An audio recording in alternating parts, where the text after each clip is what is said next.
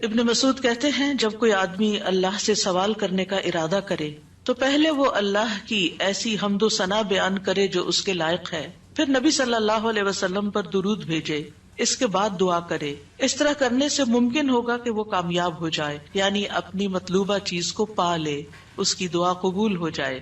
حضرت علی رضی اللہ عنہ کہتے ہیں ہر دعا روک دی جاتی ہے یہاں تک کہ محمد صلی اللہ علیہ وسلم پر درود پڑھا جائے۔ یہ ان کے احساسات ہیں اور وہ سمجھتے ہیں کہ یہ درود ہی دعاؤں کو آگے بڑھانے والا ہے۔ مناوی کہتے ہیں کل دعاء محجوب، یعنی ہر دعا سے قبولیت روک دی جاتی ہے یہاں تک کہ دعا کرنے والا نبی صلی اللہ علیہ وسلم پر درود پڑھتا ہے، یعنی دعا اللہ کی طرف نہیں اٹھتی یہاں تک کہ اس کے ساتھ نبی صلی اللہ علیہ وسلم پر درود کو نہ ملایا جائے، کیونکہ درود دعا کی قبولیت کا وسیلہ ہے۔ ہم نے دعا کی اہمیت اور آداب میں پڑھا تھا کہ کچھ وسیلے ایسے ہیں جو جائز ہیں اور کچھ وسیلے ایسے ہیں جو درست نہیں ہیں۔ تو جائز وسیلوں میں سے ایک وسیلہ کیا ہے کہ ہم درود پڑھیں تاکہ ہماری دعا آگے بڑھے۔ دعا میں درود کی وجہ سے اللہ سبحانہ وتعالی ہماری ساری ضروریات کے لیے کافی ہو جاتا ہے۔ صحیح الترغیب والترہیب میں آتا ہے ایک شخص نے عرض کیا اے اللہ کے رسول صلی اللہ علیہ وسلم، کیا میں اپنی دعا کا تہائی یعنی 1/3 حصہ آپ پر درود پڑھنے کے لیے مقرر کر دوں؟ آپ نے فرمایا ہاں اگر تم چاہو تو۔ اس نے کہا 2/3 2/3؟ آپ نے فرمایا ہاں اگر تم چاہو۔ اس نے کہا اگر میں ساری دعا درود کے لیے مقرر کر دوں؟ تو رسول اللہ صلی اللہ علیہ وسلم نے فرمایا پھر تو اللہ تمہاری دنیا اور آخرت کے غم و فکر کے لیے تمہیں کافی ہو جائے گا۔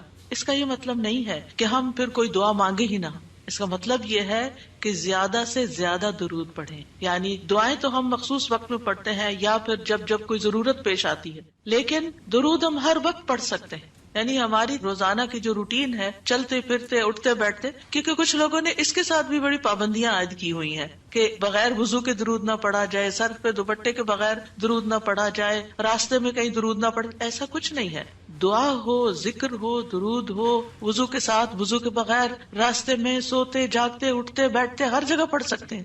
صرف یہ ہے کہ نماز جو ہے وہ وضو کے بغیر نہیں ہوتی، وہ پوری طرح سطر ڈھانکے بغیر نہیں ہوتی۔ آپ لمبی سے لمبی نماز پڑھ رہے ہیں لیکن آپ نے ایسا دوپٹہ اوڑا ہوا ہے کہ آپ کے بال جھلک رہے ہیں تو آپ کی نماز نہیں ہوگی، آپ کی محنت ضائع ہو جائے گی۔ لیکن درود شریف کے وقت اگر آپ کام کر رہے ہیں، مثلا کھانا پکا رہے ہیں اور آپ نے دوپٹہ اتار کے ایک طرف رکھا ہوا ہے کہ بار بار وہ بیچ میں اٹک رہا ہے تو کوئی حرج نہیں، سر ننگا بھی ہے تو درود شریف پڑھ سکتے ہیں۔ تو درود شریف پڑھتے رہنے سے انسان کے سارے مسائل حل ہو جاتے ہیں، خاص طور پر اگر آپ کے دل پر بوجھ ہے، غم ہے، پریشانی ہے تو درود ان چیزوں کو دور کرنے والا ہے، ان کا ازالہ کرنے والا ہے، یہ دنیا اور آخرت کی خیر کو جمع کرنے والا ہے، کیونکہ اللہ تعالیٰ جس کو غم اور فکر میں کافی ہو جائے تو ایسا شخص دنیا اور آخرت دونوں کی پریشانیوں سے نکل جائے گا، کیونکہ نبی صلی اللہ علیہ وسلم نے درود کی فضیلت کیا بتائی کہ پھر اللہ تعالیٰ اس کو دنیا اور آخرت کے ہم و غم کے لیے کافی ہو جائے گا، یعنی پھر سارے معاملات آپ کے اللہ کے سپرد ہو جائیں گے۔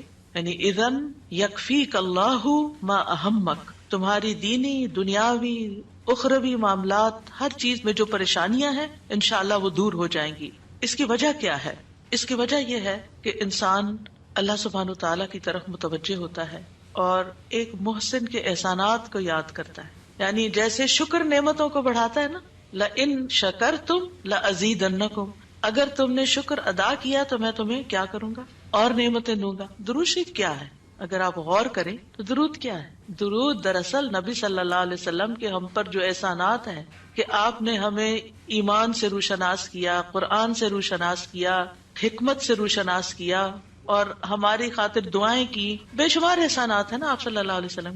آج ہم آپ کو کیا بدلہ دے سکتے ہیں؟ کس شکل میں بدلہ دے سکتے ہیں؟ ہم آپ کے لیے کیا کر سکتے ہیں؟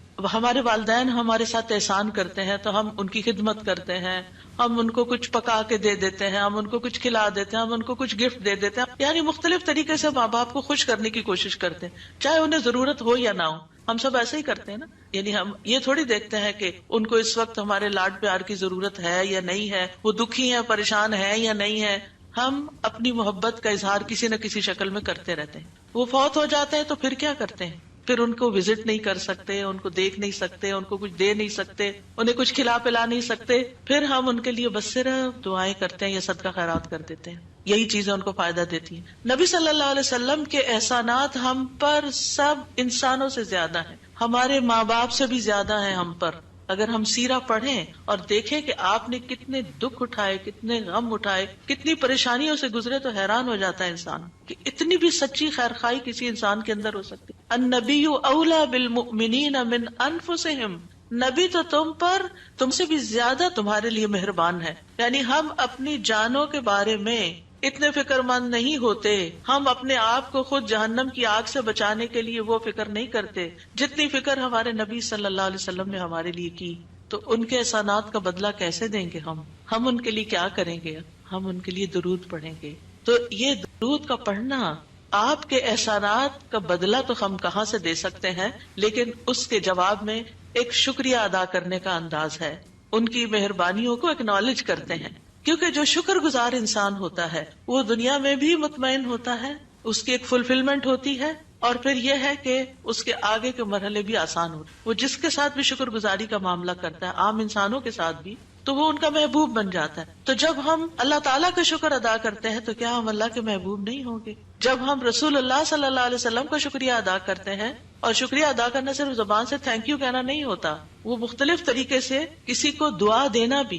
یعنی اگر ہم کسی کے احسان کا بدلہ صرف دعا کی شکل میں بھی دیتے ہیں تو یہ بھی شکریہ ادا کرنے کی بہت بڑی قسم ہے. اور پلٹ کر واپس تو اپنے اوپر ہی آتا ہے. یعنی جب شکر کسی کا ادا کرتے ہیں، جب کسی کے احسان مند ہوتے ہیں، ایک ہوتا ہے بس صرف تکلفاً رسماً ایک فیشن کے طور پہ، ایک روٹین کے طور پر کسی کو تھینک یو بول دینا، نہیں، دل سے جینوئنلی دوسرے کا شکر گزار ہونا، یہ اس کے دل میں آپ کی محبت بڑھاتا ہے.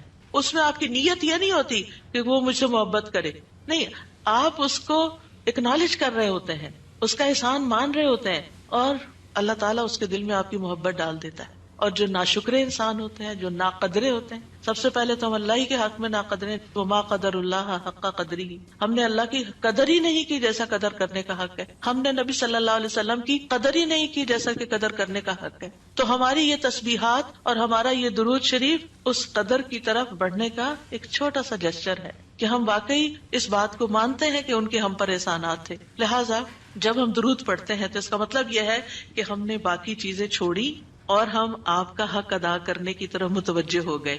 تو یہ چیز اللہ تعالیٰ کو کتنی پسند آتی ہوگی کہ یہ اپنے لیے کچھ نہیں مانگ رہا، اپنے لیے نہیں کچھ مانگ رہا، اپنی باتیں نہیں کر رہا، یہ اپنے غموں کو بھول کے، اپنے کاموں کو چھوڑ کے صرف نبی صلی اللہ علیہ وسلم پر درود بھیج رہا، یعنی ان کا احسان مان کر ان کا شکریہ ادا کرتے ہوئے ان کے لیے دعا کر رہا ہے. نبی صلی اللہ علیہ وسلم اللہ تعالیٰ کے محبوب ہیں، سب سے بہترین بندے ہیں، سب سے بہترین نبی ہیں. اللہ تعالیٰ ان سے محبت کرتا ہے. اللہ تعالیٰ فرماتے ہیں قل ان کنتم تحبون اللہ فاتبعونی یحببکم اللہ، کہہ دیجیے اگر تم اللہ سے محبت کرتے ہو میری اتباع کرو، اللہ تم سے محبت کرے گا. تو نبی صلی اللہ علیہ وسلم کی اتباع ہو، آپ کی سنتوں پر عمل کرنا ہو، آپ پر درود پڑھنا ہو، یہ سب اس میں اضافہ کرتا ہے اللہ کی محبت بندے کو ملتی ہے. یحببکم اللہ، اللہ تم سے محبت کرے گا. اور اللہ تعالیٰ جس سے محبت کرے پھر اس کی تو بات ہی کیا، سیجعل لهم الرحمن ودا، اس کے مسائل کیسے حل نہیں ہوں گے؟ اس کے مسائل ضرور حل ہوں گے، اس کے غم دور ہوں گے، اس کی پریشانیاں دور ہوں گی.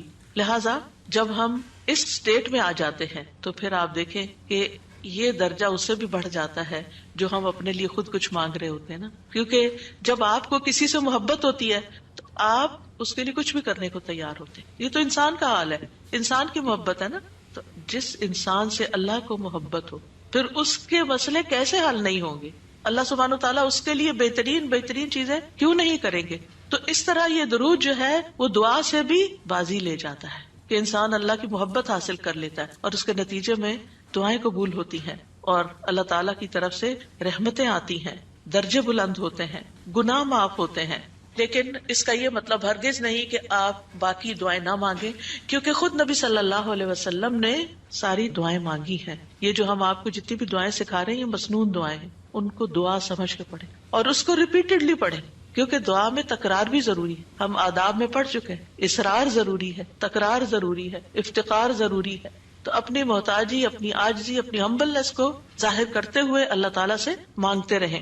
تو درود جو ہے اس کے بارے میں جو قرآن مجید میں آتا ہے، آیت دوبارہ سنتے ہیں، بے شک اللہ اور اس کے فرشتے نبی پر رحمت بھیجتے ہیں. اے لوگو جو ایمان لائے ہو تم بھی ان پر درود بھیجو اور خوب خوب سلام بھی بھیجتے رہا کرو. ان اللہ وملائکتہ یصلون علی النبی، اللہ سبحانہ و تعالی خود اور اس کے فرشتے نبی صلی اللہ علیہ وسلم پر درود بھیجتے ہیں. اللہ سبحانہ و تعالی درود بھیجتے ہیں، اس کا کیا مطلب ہے؟ یعنی اللہ سبحانہ و تعالی ملائے اعلیٰ میں، آسمانوں کی بلند مجلس میں اپنے بندے، اپنے نبی محمد صلی اللہ علیہ وسلم کی تعریف کرتے ہیں، ان کے بلند مرتبے اور ان کی بلند شان کی خبر دیتے ہیں. اللہ تعالیٰ ان کی خود تعریف کرتے ہیں، ثنا کرتے ہیں، آپ پر رحمتیں اور برکتیں نازل کرتے ہیں. اور فرشتے بھی درود بھیجتے ہیں.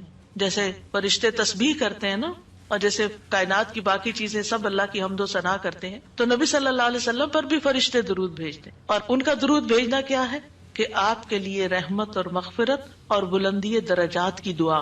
یعنی ایک تو فرشتے ایمان والوں کے لیے دعا کرتے ہیں، دوسرا یہ کہ فرشتے نبی صلی اللہ علیہ وسلم کے لیے خاص دعائیں کرتے ہیں.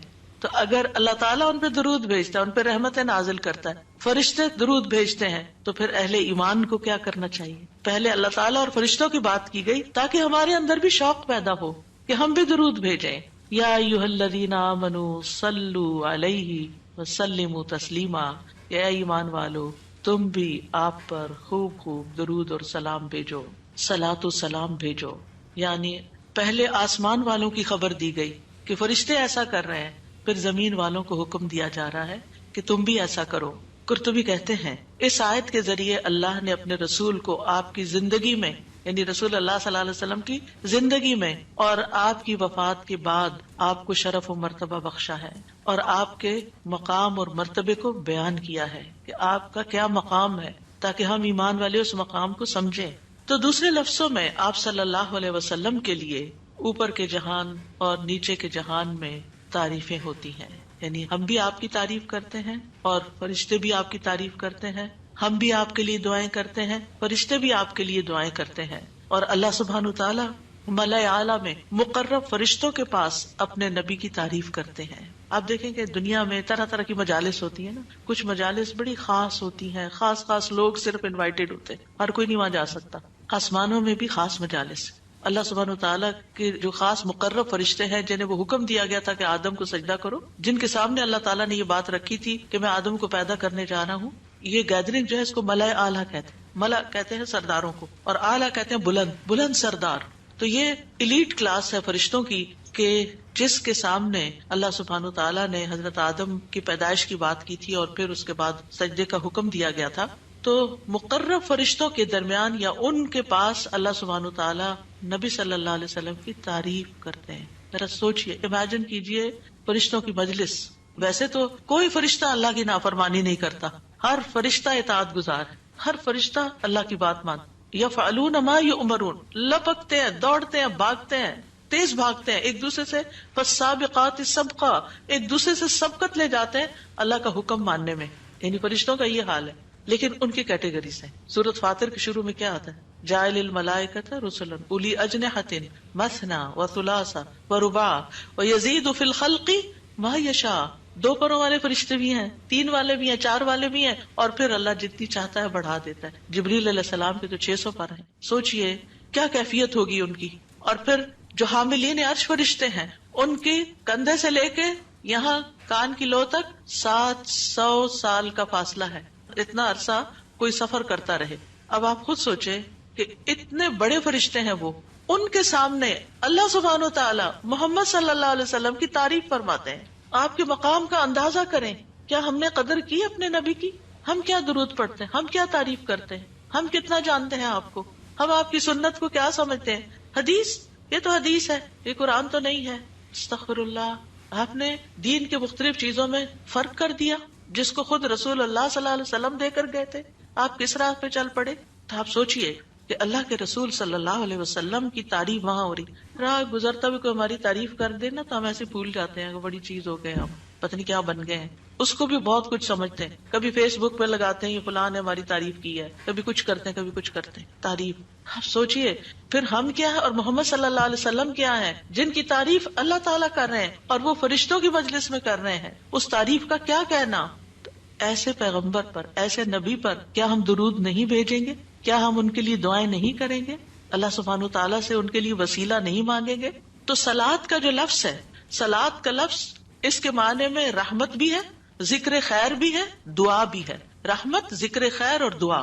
قاموس میں ہے الصلاۃ الدعاء والرحمت والاستغفار وحسن الثناء من اللہ عز وجل علی رسولہ صلی اللہ علیہ وسلم۔ صلاۃ سے مراد دعا، رحمت، استغفار اور اللہ عز وجل کی طرف سے اس کے رسول کی تعریف ہے۔ یعنی درود کا یہ مطلب ہے، یعنی اللہ تعالیٰ کی طرف سے صلاۃ بھیجنے کا مطلب کیا کہ اللہ تعالیٰ آپ سے راضی ہیں اور آپ پر رحمت نازل کرتے ہیں۔ ٹھیک ہے، یعنی اللہ تعالیٰ آپ پر درود بھیجتے یعنی آپ پر رحمت نازل کرتے ہیں اور آپ سے راضی ہیں۔ ابن قیم کہتے ہیں نبی صلی اللہ علیہ وسلم پر اللہ کے صلاۃ بھیجنے سے مراد اللہ سبحانہ تعالیٰ کا آپ کی تعریف کرنا ہے اور آپ کی دیکھ بھال کرنا ہے اور آپ کے شرف کو ظاہر کرنا ہے اور آپ کی فضیلت اور حرمت کو ثابت کرنا ہے۔ اور فرشتوں کے صلاۃ بھیجنے کا مطلب کہ وہ دعا کے معنی میں ہے کہ وہ نبی صلی اللہ علیہ وسلم کے لیے دعا مانگتے ہیں، اور یہ بھی ممکن ہے کہ وہ اللہ سبحانہ تعالیٰ کے ساتھ مل کر نبی صلی اللہ علیہ وسلم کی تعریف کرتے ہیں کہ فرشتے بھی آپ کی تعریف کرتے ہیں۔ ابو عالیہ کہتے ہیں کہ معزز فرشتوں کا صلاۃ بھیجنا ان کا دعا کرنا ہے نبی صلی اللہ علیہ وسلم کے لیے۔ ابن عباس کہتے ہیں یصلون کا مطلب ہے وہ برکت کی دعا کرتے ہیں۔ یہ سارے معنی میں اختلاف نہیں ہے، یہ مختلف طریقے سے صلاۃ کے لفظ کو واضح کیا گیا، کیونکہ عام طور پر ہمیں لفظ درود کا بھی مطلب کوئی نہیں آتا ہوتا، یعنی کہ اگر کسی سے پوچھے درود کیا ہوتا ہے کچھ پتہ نہیں، بس ہوتا ہے درود۔ تو عربی میں درود نہیں کہتے، یہ فارسی کا لفظ ہے، عربی میں صلاۃ کہتے ہیں، اور صلاۃ میں یہ سارے معنی آ جاتے ہیں جو میں عرض کر رہی ہوں۔ اور امت کو کیا حکم ہے کہ وہ آپ کے لیے دعا بھی کریں اور آپ کے حکم کی تعظیم بھی کریں۔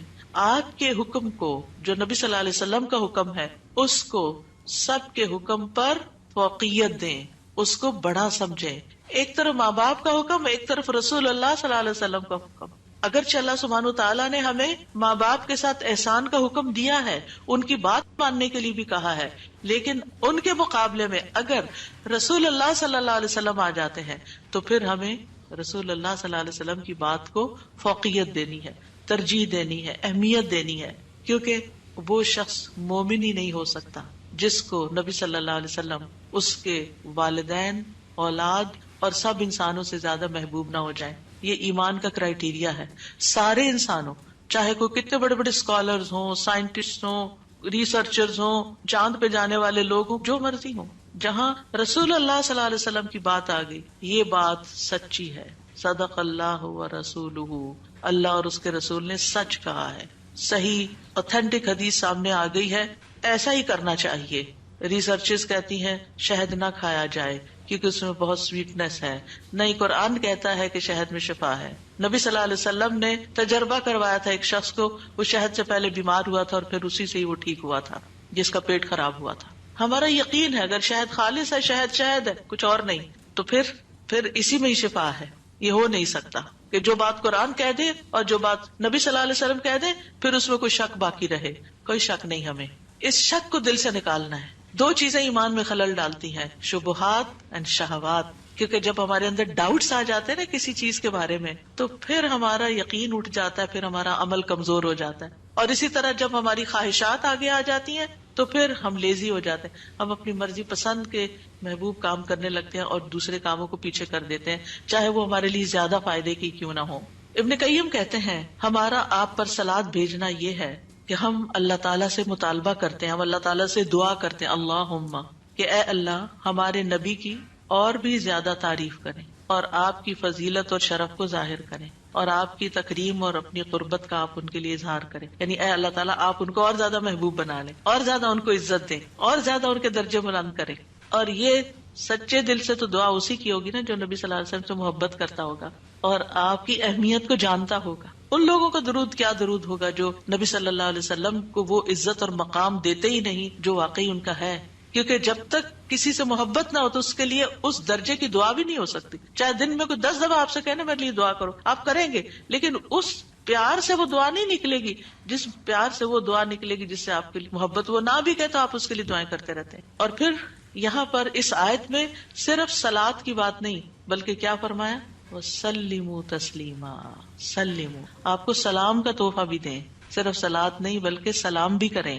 تسلیم کا کیا مطلب ہے؟ کہ آپ پر خیر و برکات نازل ہوں، آپ پر اللہ کی رحمتیں اور سلامتیاں ہوں، اور آپ ہر طرح کی تکالیف اور آفتوں سے محفوظ رہیں، ہر طرح کے نقائص سے پاک رہیں.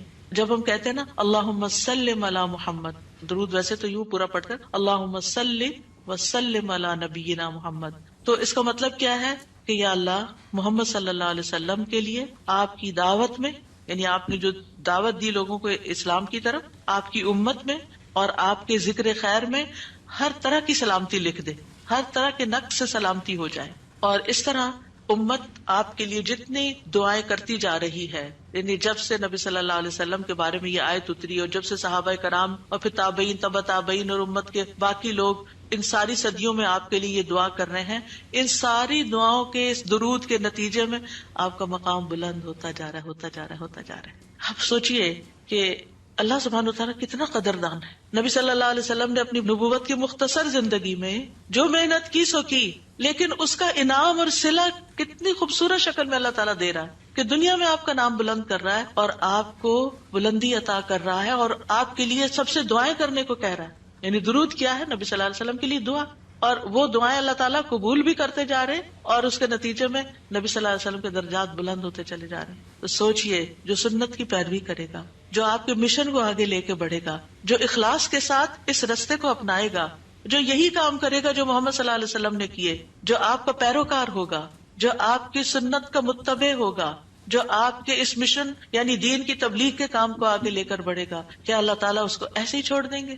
کیا اللہ سبحانہ تعالیٰ اس کی قدر نہیں کریں گے؟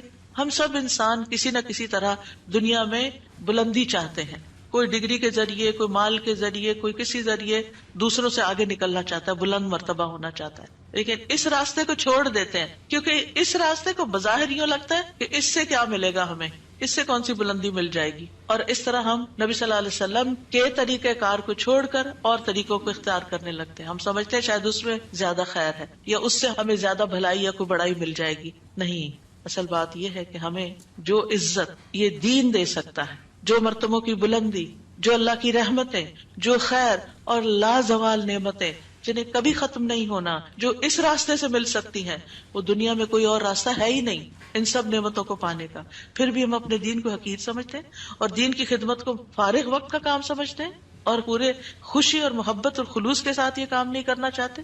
ہمیں ضرورت رہتی ہے کہ کوئی اور آئے، دھکا سٹارٹ کرے اور پھر ہم آگے بڑھیں، کوئی ہمیں موٹیویٹ کرے تو پھر ہم کچھ کریں. ہم خود سے کچھ کرنے والے نہیں. ہم کس بات کے انتظار میں ہیں؟ اصل مشکل یہ کہ ہمارے یقین میں کمی ہے، تو اس یقین کو بڑھانے کی ضرورت ہے. تو اللہ سبحانہ و تعالیٰ اپنے فرشتوں کے بعد ایمان والوں کو حکم دیتا ہے کہ اے مومنو، تم تو زیادہ حقدار ہو کہ نبی پر درود و سلام بھیجو، کیونکہ تمہیں ان کی رسالت سے جو برکتیں حاصل ہوئی ہیں، جو فیض حاصل ہوا ہے، وہ فرشتوں کو تو نہیں ہوا نا. فرشتے تو پہلے سے اللہ کی عبادت کرے. ہمیں عبادت کے طریقے کس نے سکھائے؟ محمد صلی اللہ علیہ وسلم نے سکھائے. آپ کی بدولت ہمیں یہ ساری نعمتیں ملی، تو ہمیں تو زیادہ پھر درود بھیجنا چاہیے. تو صلو علیہ وسلموا تسلیما. تو آپ کا حق اور آپ کی عزت اور آپ کی قدردانی صرف یہ نہیں کہ ہم آپ کی شان میں کوئی گستاخی نہ کریں یا کوئی گستاخی کرے تو اس کے پیچھے پڑ جائیں. آپ کا مقام اس سے زیادہ کا متقاضی کہ آپ پر درود و سلام بھیجا جائے. اور یہ قرآن سے بھی ثابت، اور یہ سنت سے بھی ثابت، اور یہ فرشتوں کا طریقہ بھی ثابت. اسی لیے آپ دیکھیں کہ نماز کے اندر درود پڑھنا واجب ہے، واجب ہے. اگر آپ نے اتحیات پڑھ کے سلام پھیر دیا، درود نہیں پڑھا، تو آپ کی نماز ناقص ہے. لیکن اگر آپس میں آپ کو وضو ٹوٹ رہا ہے مثال کے طور پر، اور آپ سوچتے ہیں کہ اب اگر میں اس موقع پر میری نماز جاتی ہے تو میں کیا کروں گا، تو اگر آپ صرف اتنا بھی پڑھ دیتے ہیں نا، اللہم صلی وسلم علی نبینا محمد، اور سلام پھیر دیتے ہیں، نماز ہو جاتی ہے. تو یہ یعنی عام حالات میں بھی ہم درود پڑھ سکتے ہیں اور نماز میں تو پڑھنا ہی پڑھنا ہے. اور پھر اذان کے بعد اور مختلف مواقع پر انشاءاللہ دیکھتے ہیں. شیخ سعدی کہتے ہیں آپ صلی اللہ علیہ وسلم پر درود بھیجنا اللہ سبحانہ تعالیٰ اور اس کے فرشتوں کی اقتداء ہے، اور جو حقوق ہم پہ عائد ہوتے ہیں اس کا بدلہ دینا بھی مقصود ہے. آپ کی محبت اور آپ کی تکریم کی علامت ہے. جو آپ سے جتنی محبت کرے گا اتنا ہی درود بھیجے گا. پھر یہ اجر و ثواب کے حصول کا ذریعہ بھی ہے. سبحان اللہ. یعنی جب کوئی انسان شکر گزار ہوتا ہے، قدردان ہوتا ہے، تو اللہ تعالیٰ اس کی کیسی قدردانی کرتے ہیں. درود ہم آپ پر پڑھتے ہیں، ثواب ہمیں مل رہا ہوتا ہے. کوئی احسان نہیں ہے کسی پر، آپ کو بھی ساتھ ہی فائدہ ہو گیا.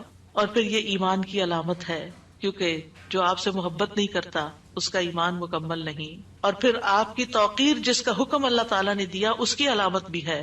لِتُؤْمِنُوا بِاللَّهِ وَرَسُولِهِ وَتُعَزِّرُوهُ وَتُوَقِّرُوهُ وَتُسَبِّحُوهُ بُكْرَةً وَأَصِيلًا، تاکہ تم اللہ اور اس کے رسول پر ایمان لاؤ اور اس کی مدد کرو اور اس کی تعظیم کرو اور دن کے شروع اور آخر میں تسبیح کرو. نبی صلی اللہ علیہ وسلم کی امت پر جو احسانات ہیں ان کا تھوڑا سا ذکر کرنا اس لیے ضروری ہے تاکہ یاد تازہ ہو جائے کہ آپ کے ذریعے میں کیا کیا فیض ملا. سب سے بڑی بات یہ کہ وہ ہمارے بارے میں بڑے رحیم و شفیق تھے. لَقَدْ جَاءَكُمْ رَسُولٌ مِّنْ أَنفُسِكُمْ عَزِيزٌ عَلَيْهِ مَا عَنِتُّمْ حَرِيصٌ عَلَيْكُمْ بِالْمُؤْمِنِينَ رَءُوفٌ رَحِيمٌ. لوگوں تمہارے پاس تمہیں میں سے ایک رسول آیا ہے، اگر تمہیں کوئی تکلیف پہنچے تو اسے گراں گزرتی، اس کو تکلیف ہوتی ہے. کیا ہمارے اندر بھی دوسروں کے لیے ایسے احساسات ہیں کہ کسی کو تکلیف پہنچے تو ہمیں تکلیف ہو جائے؟ نبی صلی اللہ علیہ وسلم کو ایمان والوں کی تکلیف سے تکلیف پہنچتی تھی. وہ تمہاری فلاح کا حریص ہے. ہم ہیں لوگوں کی فلاح کے حریص کہ ان کو ہدایت ہو جائے، یہ دین کی طرف آ جائے. مومنوں پر نہایت مہربان اور رحم کرنے والا ہے. یہ ہیں ہمارے رسول جن کی گواہی اللہ تعالیٰ نے دی کہ ان کے اندر کے جذبات لوگوں کے لیے کیا ہیں اور ان کا مشن کیا اور وہ چاہتے کیا ہیں آپ کے لیے، اور وہ کتنے شفیق اور مہربان ہے. یعنی ایک دائی کی بنیادی صفت ہونی چاہیے کہ وہ دوسروں سے محبت کرنے والا ہو، دوسروں کی خیر کرنے والا ہو. ہم بعض اوقات دین کا کام کرتے ہوئے اتنے پروفیشنل ہو جاتے ہیں کہ ہماری ٹون بھی بڑی اسپارٹ ہو جاتی ہے اور ہمارا انداز بھی بڑا تحکمانہ ہو جاتا ہے. ہم سمجھتے ہیں کہ ہم صحیح معنی میں خدمت کر رہے ہیں. نہیں، کہیں ایسا نہ ہو کہ اس کی وجہ سے لوگ دین سے ہی دور ہو جائیں. نبی صلی اللہ علیہ وسلم کا یہ طریقہ نہیں تھا. اللہ کی قسم ہم جتنے سنت کے زیادہ قریب ہوں گے اتنے ہی زیادہ ہم دین کو فائدہ پہنچانے والے ہوں گے، اور جتنے سنتوں سے دور ہو جائیں گے اور آپ کے طریقے سے دور ہو جائیں گے آپ سے بھی اتنے ہی دور ہو جائیں گے اور دین کو بھی اتنا ہی نقصان پھر دیں گے. نبی صلی اللہ علیہ وسلم مومنوں پر ان کی جانوں سے بھی زیادہ قریب ہیں. النبی اولی بالمؤمنین من انفسہم وازواجہ امہاتہم. یہ نبی مومنوں پر ان کی جانوں سے زیادہ حق رکھنے والا ہے اور اس کی بیویاں ان کی مائیں ہیں. نبی صلی اللہ علیہ وسلم نے فرمایا دنیا میں کوئی مومن ایسا نہیں جس سے میرا دنیا اور آخرت میں سب سے زیادہ قریب کا رشتہ نہ ہو. اگر چاہتے ہو تو یہ آیت پڑھ لو. یعنی صرف اس دور کے لوگوں کے لیے نہیں تھے آپ قریب، بلکہ ہمارے لیے بھی ہیں. فرمایا یہ آیت پڑھ لو النبی اولی بالمؤمنین من انفسہم. نبی مومنوں پر ان کی جانوں سے بھی زیادہ قریب ہیں. لہٰذا جو کوئی مومن مر جائے اور مال چھوڑ جائے تو وہ اس کے خاندان کو ملے گا، اس کے وہ وارث ہوں گے، اور جو قرض یا عیال چھوڑ جائے وہ میرے پاس آئے، میں اس کا بندوبست کروں گا. آج کوئی حکمران، کوئی لیڈر ایسا ہے جو یہ کہے کہ تمہارا کوئی فوت ہو جائے جو وہ چھوڑے وہ سب تمہارا، لیکن اگر کوئی تمہاری ضرورت ہے تو میرے پاس آ جاؤ؟ ایسی خیرخواہی محمد صلی اللہ علیہ وسلم کے اندر تھی اپنے ساتھیوں کے لیے. آپ امت کے لیے روتے تھے. نبی صلی اللہ علیہ وسلم نے ابراہیم علیہ السلام کے بارے میں یہ آیت پڑھی رب انہن اضللن کثیرا من الناس فمن تبعنی فانہ منی، کہ اے میرے رب ان بتوں نے بہت سے لوگوں کو گمراہ کر دیا ہے تو جو میری پیروی کرے وہ مجھ سے ہوگا. اور یہ آیت جس میں عیسیٰ علیہ السلام کہتے ہیں ان تعذبہم فانہم عبادک وان تغفر لہم فانک انت العزیز الحکیم. اے اللہ اگر تو انہیں عذاب دے، یعنی جو میرے پیروکار ہیں، تو تیرے بندے ہیں دے دے، اور اگر تو بخش دے تو بے شک تو عزیز الحکیم ہے. نبی صلی اللہ علیہ وسلم نے کیا فرمایا؟ ابراہیم علیہ السلام نے کہا بس وہ میرے ہیں جو میری پیروی کرے. عیسیٰ علیہ السلام نے کہا تیرے بندے ہیں، تو چاہے تو سزا دے. نبی صلی اللہ علیہ وسلم کو دیکھیے، پھر آپ نے یہ دو آیتیں پڑھ کے اپنے ہاتھ اٹھائے اور فرمایا اے اللہ میری امت میری امت، امتی امتی، اور آپ رونے لگ گئے. یہ آپ کے دل میں امت کے لیے پیار تھا. امت کے دل میں محمد صلی اللہ علیہ وسلم کے لیے کیا محبت ہے. تو اللہ عز و جل نے فرمایا اے جبریل جاؤ محمد کے پاس، حالانکہ تیرا رب خوب جانتا ہے، اور ان سے پوچھو کہ کیوں رو رہے ہیں. جبریل علیہ السلام آپ کی خدمت میں آئے اور آپ سے رونے کی وجہ پوچھی تو رسول اللہ صلی اللہ علیہ وسلم نے انہیں بتا دیا کہ میں اپنی امت کے لیے رو رہا ہوں، حالانکہ اللہ سب سے زیادہ جاننے والا ہے. تو اللہ تعالیٰ نے فرمایا اے جبریل محمد کی طرف جاؤ اور ان سے کہہ دو کہ ہم آپ کو آپ کی امت کے بارے میں ضرور راضی کر دیں گے اور ہم آپ کو غمگین نہیں کریں گے. اتنے حریص تھے وہ ہماری نجات کے اور ہماری فلاح کے. تو کیا وہ والدین سے بھی زیادہ پھر مہربان نہیں ہم پر؟ ہمارے ماں باپ ہماری دنیا کا غم کرتے ہیں، ہماری دنیا کی فکریں کرتے ہیں، ان کو کھانا کہاں سے ملے گا، ان کے فلاں چیز کا کیا ہوگا، فلاں چیز کا کیا ہوگا. نبی صلی اللہ علیہ وسلم ہماری دنیا کے تو پیچھے ہو گیا نا کہ جس کا عیال ہو قرض دار ہو میرے پاس آ جائے، لیکن ہماری آخرت کی فکر کرتے ہیں کہ میری امت کی بخشش ہوگی کہ نہیں ہوگی. ایک دفعہ کوئی لا الہ الا اللہ محمد الرسول اللہ کہہ کر اس دین میں داخل ہو جاتا ہے تو پھر محمد صلی اللہ علیہ وسلم اس کے لیے مہربان ہو جاتے ہیں، اس کے لیے غمگین ہو جاتے ہیں کہ اس کی بخشش ہو جائے.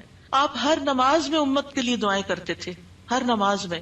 حضرت عائشہ کہتی ہیں میں نے رسول اللہ صلی اللہ علیہ وسلم کو خوش طبیعت دیکھ کر کہا اے اللہ کے رسول میرے لیے اللہ تعالیٰ سے دعا کریں.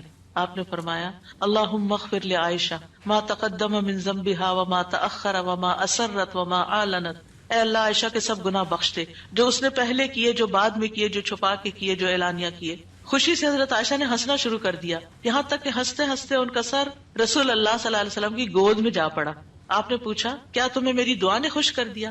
انہوں نے کہا بھلا مجھے کیا ہے کہ آپ کی دعا خوش نہ کرے، آپ کی دعا سے ہی خوش ہوئی ہوں. آپ نے فرمایا اللہ کی قسم میں ہر نماز میں اپنی امت کے لیے یہ دعا کرتا ہوں. یہ احسانات ہیں آپ کے ہم پر، اور آپ نے اپنی مقبول ترین دعا جو تھی اپنی امت کے لیے محفوظ کر لی. نبی صلی اللہ علیہ وسلم نے فرمایا مجھ سے کہا گیا آپ مانگے، کیونکہ ہر نبی نے مانگا ہے، ہر نبی کو ایک مقبول دعا دی گئی ہے کہ جو اللہ تعالیٰ ضرور قبول کرے گا. لیکن میں نے اپنا سوال قیامت کے دن کے لیے مؤخر کر دیا، ڈیلے کر دیا، وہاں جا کے مانگوں گا اور وہ تمہارے لیے ہوگا، اور لا الہ الا اللہ کی گواہی دینے والے ہر شخص کے لیے ہوگا.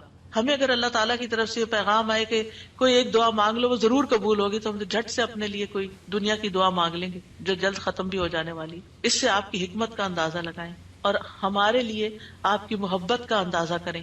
آپ کی وجہ سے امت کو شفاعت ملے گی.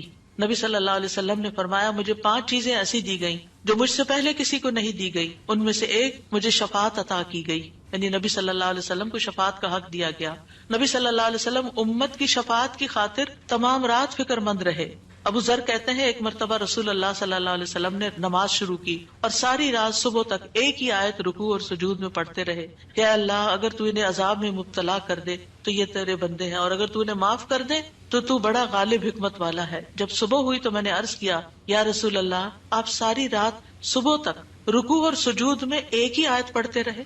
آپ دیکھیے کہ وہ جو سوال اکثر آتا ہے نا کہ سجدے میں قرآنی دعا پڑھ سکتے ہیں یا نہیں، اس کا یہ جواب ہے، ٹھیک ہے، کہ قرآنی آیت جو دعا کی شکل میں ہو وہ پڑھ سکتے ہیں. آپ صلی اللہ علیہ وسلم نے فرمایا میں اپنے رب سے اپنی امت کے لیے سفارش کا حق مانگ رہا تھا. یہ دعا کر کے امت کے لیے سفارش کا حق مانگ رہا تھا جو اللہ نے مجھے عطا کر دیا، اور انشاءاللہ یہ ہر اس شخص کو نصیب ہوگی جو اللہ کے ساتھ کسی کو شریک نہیں ٹھہراتا، شرک نہیں کرتا. ابن عباس کہتے ہیں رسول اللہ صلی اللہ علیہ وسلم نے فرمایا اللہ نے میرے لیے میری امت کی غلطی اور بھول چوک اور جس پر ان کو مجبور کر دیا جائے اس سے درگزر فرمایا ہے، اور یہ بھی آپ کا ایک احسان ہے ہم پر. نبی صلی اللہ علیہ وسلم نے اپنی امت کو مشقت میں نہیں ڈالا، بس وہ کام سکھائے جو وہ کر سکتے تھے آسانی سے. آپ صلی اللہ علیہ وسلم نے فرمایا اگر میری امت پر مشقت نہ ہوتی تو میں انہیں ہر نماز کے وقت وضو کرنے کا حکم دیتا، یعنی چاہے وضو ہوتا پھر بھی دوبارہ حکم دیتا، لیکن اگر وضو ہے تو دوبارہ نہ بھی کرو. یہ آسانی دی آپ نے. آپ اپنی امتیوں کو آگ سے بچانے کی شدید حرص رکھتے تھے.